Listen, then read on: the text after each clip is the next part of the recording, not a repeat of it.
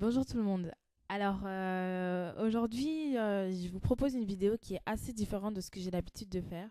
C'est une vidéo qui va composer une série de plusieurs vidéos sur les personnes que je trouve hyper inspirantes. Je ne connais pas encore le titre de la série, mais en tout cas, cet épisode, c'est le premier épisode, c'est avec Patience. C'est une jeune fille qui a, je pense, 26-27 ans. C'est une personne qui est vraiment super. J'ai fait mes études, mon bachelor de communication avec elle. Et c'est vraiment le genre de personne qui vous calme, qui est super posée, qui sait exactement de quoi elle parle. C'est une personne très ancrée. Et c'est vraiment quelque chose que j'aime beaucoup chez elle. C'est aussi une personne qui n'a pas peur de se faire mal au doigt dans le sens où elle va jusqu'au bout de ses projets, elle travaille dessus, elle est vraiment très hands-on. Et moi, je sais que ce sont toutes des qualités que j'adore. Je crois que le but de cette série, ce sera de mettre en avant toutes ces personnes qui ont des chouettes projets et aussi d'écouter ce qu'elles ont à dire. J'ai envie de savoir comment est-ce qu'elles ont fait, elles, pour traverser les difficultés qu'elles ont éventuellement dû traverser durant leur parcours, comment elles ont fait pour toujours garder la tête haute, donc rester digne malgré toutes ces difficultés, mais aussi garder une force mentale pour affronter tout ça, rester résilient. Donc voilà, j'espère que cette série de vidéos va vous plaire et je vous dis à une toute prochaine. Bonjour Marlène. J'espère que tu vas bien. Oui, je vais bien et toi? Ça va, ça va. Alors donc toi, tu es quelqu'un que j'ai rencontré durant mes études. Ça fait super longtemps qu'on s'est plus vu, mais en attendant, Patience, t'as fait plein de trucs, surtout sur Internet. Tu travailles aussi dans l'événementiel, t'as ton compte. Moi, t'es quelqu'un qui m'inspire beaucoup. Série là où je parle avec des personnes qui m'inspirent et qui, j'espère, vont inspirer les autres personnes. Comme tu le sais, je m'intéresse à la santé mentale et c'est un peu le sujet de ma chaîne, la santé mentale, les pensées positives. Et tu as aussi un peu une chaîne sur le sujet. Est-ce que tu peux expliquer en quelques mots quelles sont tes activités en fait? Donc, je travaille dans une société spécialisée dans la production de décorations.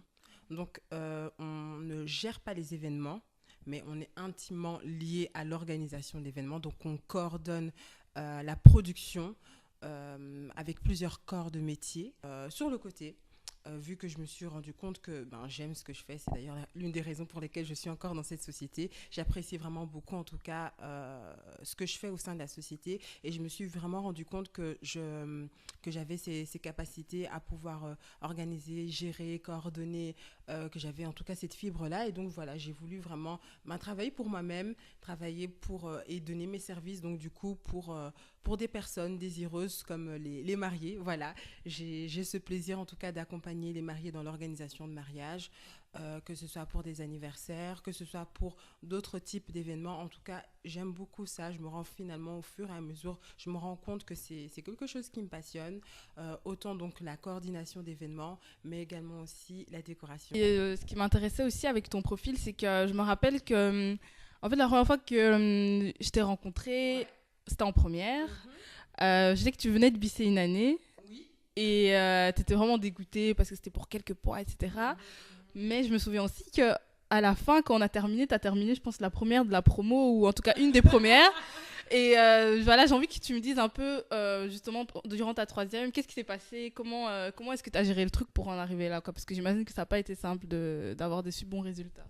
Non, ça n'a pas été simple, et je pense que c'était en fait le cours de atelier d'écriture. Ce fameux atelier d'écriture où tous les étudiants à chaque fois rataient. Et j'avoue que ça m'a vraiment peiné, ça m'a beaucoup découragée, ça m'a même en fait remise en question. Est-ce que je suis faite pour la communication ou pas? Est-ce que je dois me réorienter?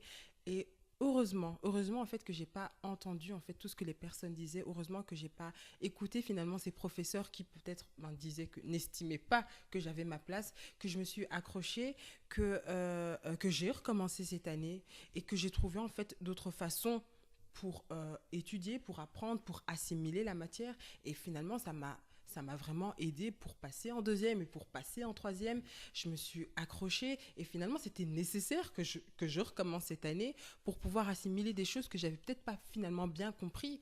Et franchement, c'est hyper paradoxal. J'ai raté atelier d'écriture cette année-là. Et aujourd'hui, j'écris comme pas possible. J'aime écrire. Et quand les gens me lisent, me disent, mais Patience, t'as une trop belle écriture. C'est tellement paradoxal, alors que des gens me disaient, soi-disant des personnes spécifiques, spécialisées, qui ont étudié, qui disent et qui regardent, non, on estime que tu passes pas, on te recale. Quelques années plus tard, je me retrouve finalement à écrire sur des sujets qui me passionnent, en tout cas sur le développement personnel. Et ça me prend, ça me passionne. Et j'écris et je partage avec beaucoup d'émotion. Et j'ai des retours disant que Patience, t'as ce truc-là. Peu importe ce que les personnes peuvent dire, ce ne sont que des mots. Quand on a cette capacité-là, il n'y a rien qui peut nous arrêter. Ouais. Super, merci beaucoup pour ton témoignage, ça fait super plaisir en tout cas, ça redonne la motivation. Tu peux nous parler avec un peu plus de détails de ta passion pour le développement personnel. En particulier, j'ai l'impression que tu as commencé avec la Miracle Morning. Je me rappelle que je suivais l'année passée ou il y a 2 ans, je sais plus, tes stories sur Instagram où tu parlais de ça. Est-ce que tu peux nous parler de comment est-ce que tu as commencé à t'intéresser à ce sujet et un peu ce que tu fais sur Internet là-dessus? Ok. Même avant donc de découvrir Miracle Morning, donc j'ai commencé, je travaillais, c'était le rush comme pas possible. Il faisait froid, j'étais malade. Je suis tombée 40 de fièvre, j'avais une angine blanche, une angine rouge, j'avais tous les microbes possibles, pharyngite, j'avais tout, je ramassais tout. Voilà, je suis sortie de mon lit et je suis partie, j'ai commencé à faire du sport. Et je me suis rendu compte que ça m'a fait énormément du bien. Le fait de bouger, le fait de me mettre en action, faire du sport, à mieux manger. Et honnêtement, je me rendais vraiment compte que j'avais un tout autre rayonnement. Ça m'a boosté finalement, donc du coup, à continuer dans cette énergie. Et puis je me suis dit, bon, Patience, voilà, tu t'as bien organisé, que ce soit des événements. À chaque fois, on fait appel à toi quand on a un événement à organiser. Pourquoi est-ce que tu ne le ferais pas finalement pour toi-même? Si cette société, eux, finalement, ces deux jeunes sœurs qui ont mis en place cette société, elles sont aussi parties comme ça. Pourquoi toi aussi tu ne te lancerais pas en fait dans ce qui te plaît, dans ce qui brûle en fait en toi?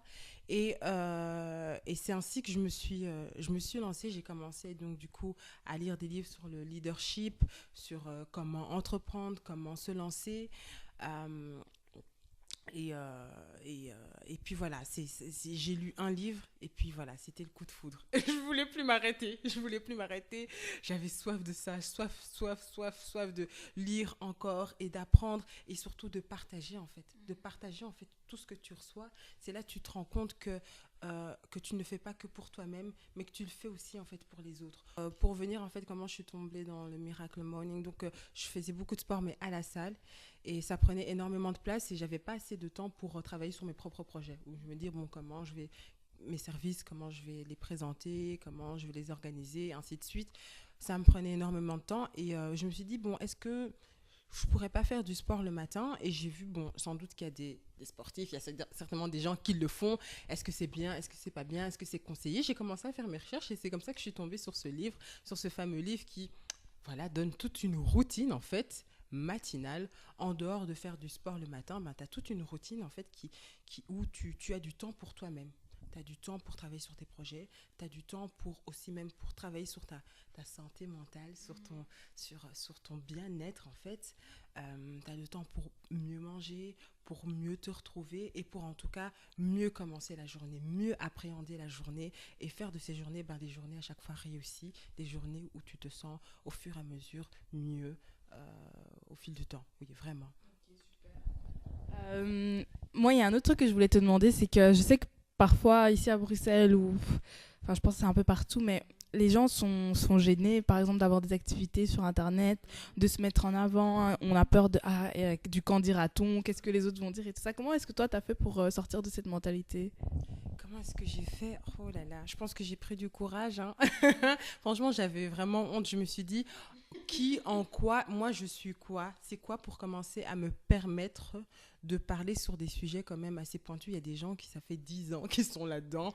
Moi, ça fait à peine 2 ans là que je commence à lire là et je veux prétendre quoi que ce soit. Et je me suis dit, non, en fait, j'ai un message à partager, que je le partage, que je ne garde pas pour moi et que je brise en fait cette peur, parce qu'en fait c'est juste de la peur en fait qui nous retient finalement, qui nous retient captifs, alors qu'il y a plein de projets qui brûlent en nous, que ce soit parler devant la caméra, que ce soit je sais pas, construire créer son ASBL, créer sa société, finalement être le bourgmestre de sa commune, alors qu'on a plein d'idées, plein cette peur. Et je pense qu'on on reste paralysé et on reste triste. Et je me suis dit non, j'ai plus envie d'être triste. J'ai plus envie de rester finalement dans ces mots, dans ces paroles, dans toutes ces pensées en fait qui ne sont que des pensées. Et voilà, briser la glace et me lancer. Et finalement, quand tu te retrouves de l'autre côté, tu te rends compte que tu avais un peu peur pour pas grand-chose.